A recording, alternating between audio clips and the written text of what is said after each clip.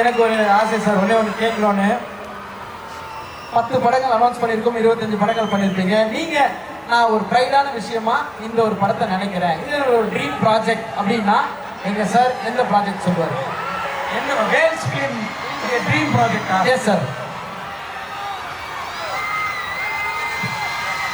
வட சென்னை 2.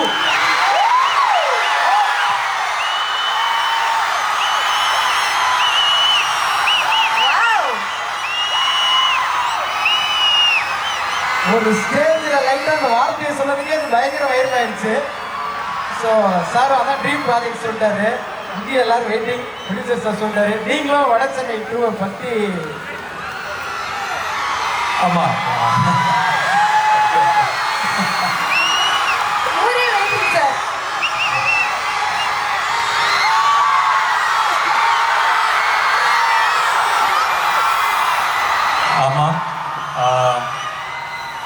உங்களுடைய சேர்மன் எங்க ப்ரொடியூசர், அவர் தான் வட சென்னை 2 ப்ரொடியூஸ் பண்றாரு. சீக்கிரமாவே ஸ்டார்ட் பண்ணிடுவோம். உங்க எல்லாருக்கும் தெரிய போகுது. இவ்வளவு நாள் நீங்க கேட்டுட்டே இருந்தீங்க. ஸோ இனிமேலாவது ஸ்டேஜுக்கு போனால் அந்த வட சென்னை டாபிக் விட்டுட்டு வேற ஏதாவது பேசலாம்னு நினைக்கிறேன். அது இது அப்படி இப்படின்னு எப்படி பார்த்தாலும் இதுதான் ஹிட்டான ஆஃபர்.